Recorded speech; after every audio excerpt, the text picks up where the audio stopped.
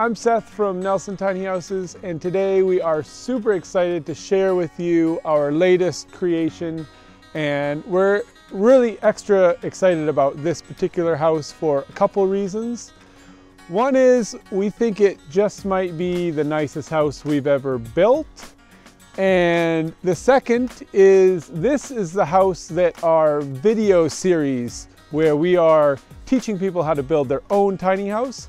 This is the house that we used to follow us through all the stages.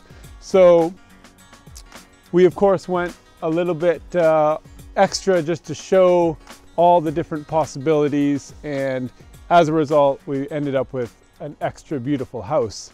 The other special thing about this house is it's the first house that we've ever done where it is 100% complete when it's leaving the shop.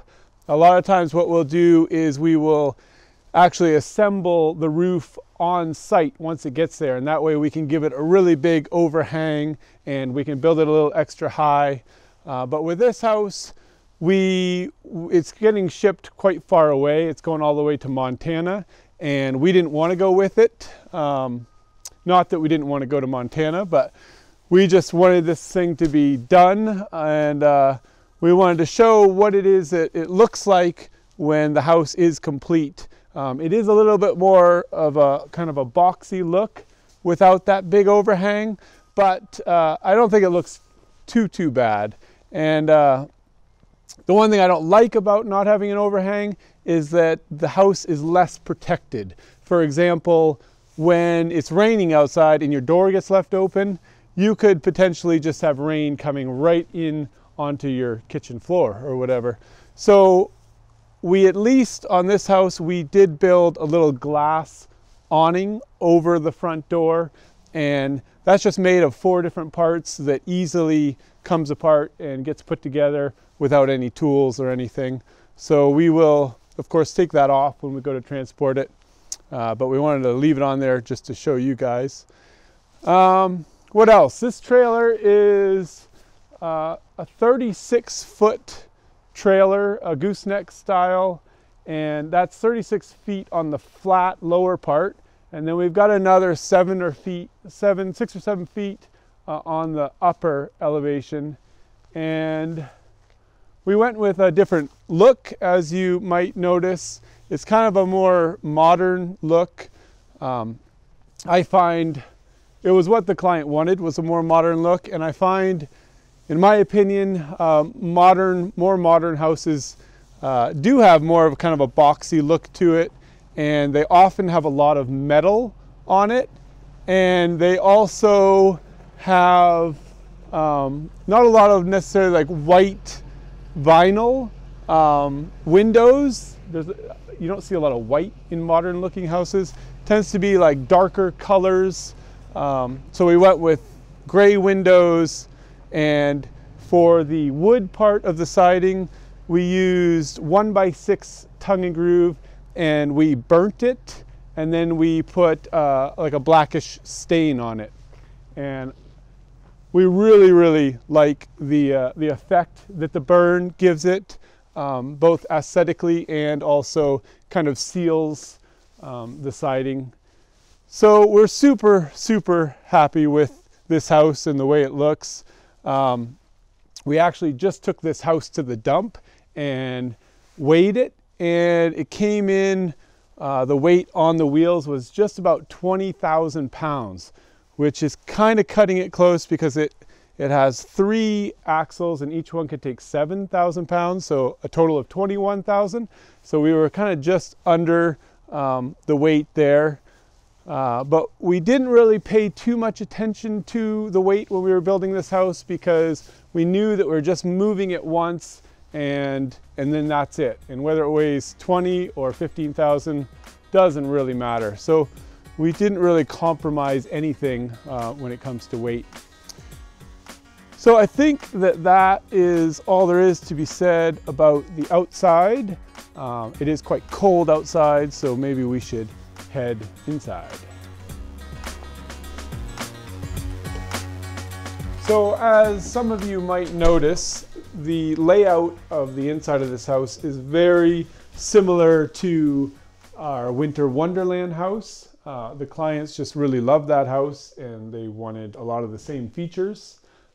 For example, the little boot coat room is in the exact same spot. And they also went with the same type of wood stove as in the Winter Wonderland. It is this little Hobbit stove. It's a very small stove and requires very small little bits of wood that you do need to feed quite regularly, kind of like a Hobbit, I guess. And it does do the job well. It just takes a bit of energy to keep it going. We did some custom metal work, as you can see around it. We kind of went with a bit of a leaf theme in all of the metal work, and that was maybe partly to kind of soften the modern industrial look that we got going on. You just can't go wrong with a lot of leaves, I don't think. The other kind of cool custom thing that we did with the hearth is we needed to come out this far for code, but it does kind of take up a bit of room when you're walking through here. So what we did was we made it so it's removable and it just unlocks and comes out, and that way in the summertime they've got the option of not using it and it just opens this completely up. The other cool thing about this is they could also turn it and make it so it's kind of facing more in the living room. It definitely adds a lot to this space, and it's such a big tiny house that a wood stove really does heat it well. And so behind me is the same as the Winter Wonderland house, pretty much exactly. We kind of feel like we nailed it with that one, so why fix what isn't broken? The only thing I think we maybe made a little different is we put these 3 big drawers in here. And we even made the same bamboo table for this house. And I'm not going to show you everything, but I'll just walk you through it. It has the option of just having this very small 2-person table, and it also, this unlocks, folds out, and you can sit maybe 4 or 5 people here. And then you can also lower just this part down and create a bit of an L-shaped living room, or it opens up and you've got room for, I think, a double mattress. And that's one really kind of extraordinary thing about this house, is it actually sleeps, or has the ability to sleep a lot of people. You could put a double mattress here, a king-size mattress in the master room that's at the far end above the gooseneck part. And then there's also the ability to have a single mattress in the office area.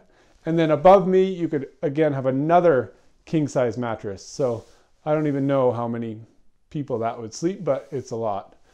So yeah, there's not a whole lot to show up in the loft, but I might as well show you anyway. We did a similar ladder where it can stand completely vertically, or it does come all the way off. That's one thing that we changed with this one.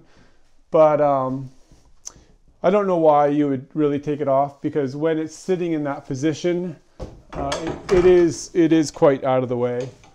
But then you can pull it out and pull it down, and it really locks into position well. And then when you go up, there's this nice bar here to grab onto. And There is not a ton of headspace. I think there's about 3 feet at the high end and almost 2 feet at the low end. But like I said, you could have a king size mattress up here if you wanted to. And we did with the lighting, like we always do, we made it so that you can turn this light on, and then the light in the main part of the house is on this 3-way switch here. So you can get up here and turn the lights off if you need to. And yeah, one big opening window here and a couple others. So I am obviously standing in the kitchen, and the kitchen is a very similar layout to the Winter Wonderland house.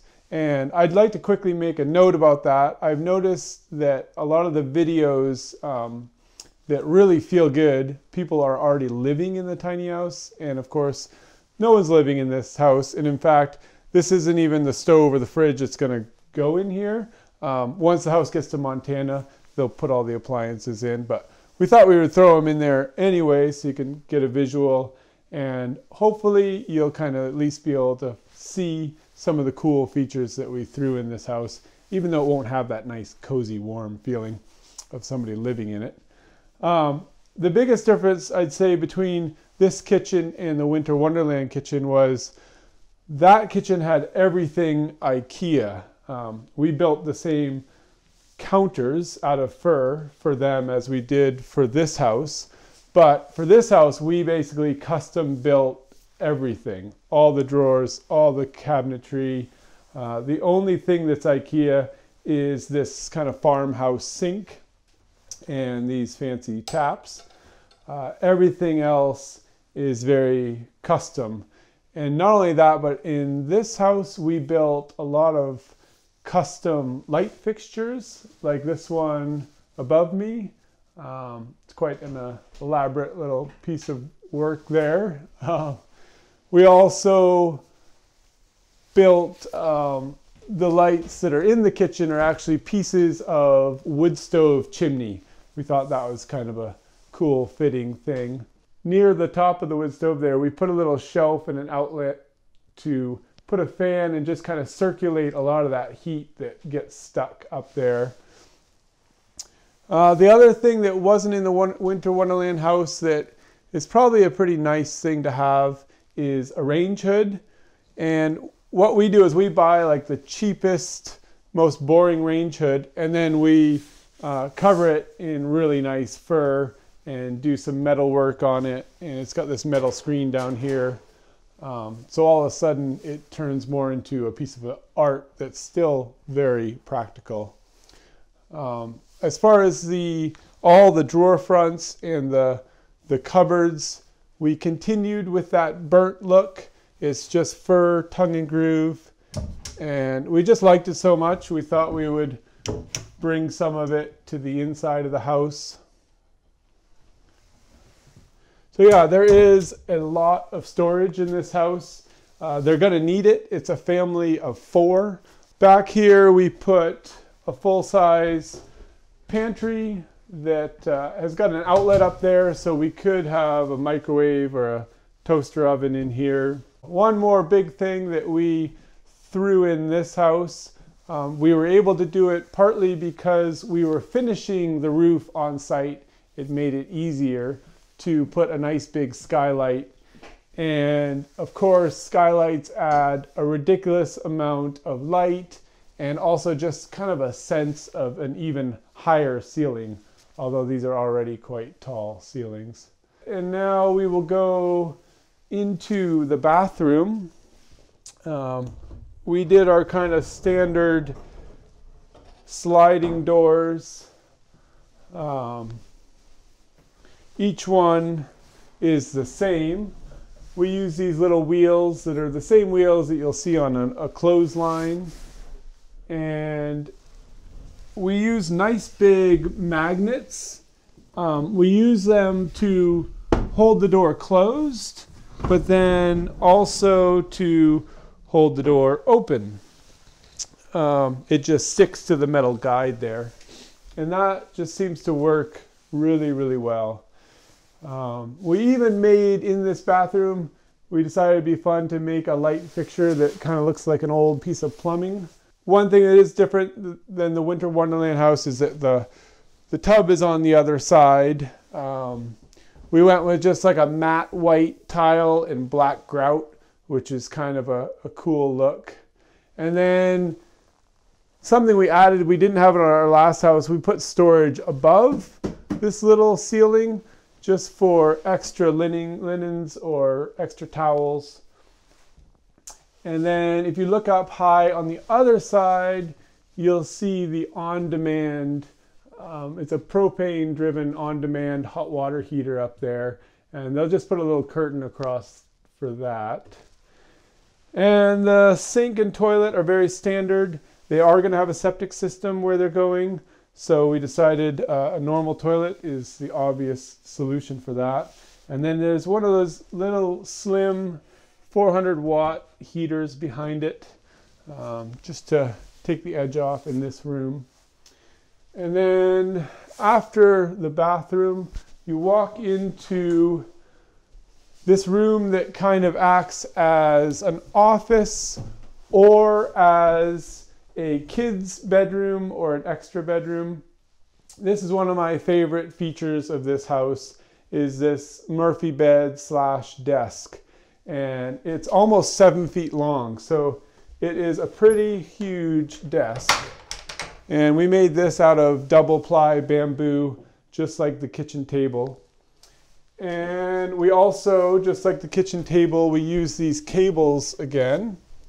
And it's a very simple design, which, as we have discovered, is always the best. The cables really just find that groove on their own, which is kind of nice. And it's as simple as that. And it makes it really nice and strong. And then when you want to make it a bed, you just hang these cables back up. And then you lock your desk into position. And then you undo the Murphy bed part. And we've got these nice metal legs that fold out. And that whole thing lowers down. And then we just did some little metal inserts to catch the bottom of this leg, just in case someone came and really kicked it hard. It just kind of locks it in place there. And then it is kind of a high bed, so we just built this extra little storage slash stepping stool to get up onto the bed. And then when you're ready to put the bed up, it's just as easy as that. And then this just goes back in this extra little storage area. There's actually quite a lot of room back there and also behind the stairs. You could easily fit a few big Rubbermaid bins back there. Before we go up the stairs, I'll just show you this big coat closet here. Again, we went with burnt doors. It's quite a large closet. We found some reclaimed wood to build the stairs out of, and we did a little more metal work with leaves on it and a little spinning wheel there. And there is another 400 watt heater as you go up. So here we are in the master bedroom. And this is the part of the trailer that's kind of above the gooseneck.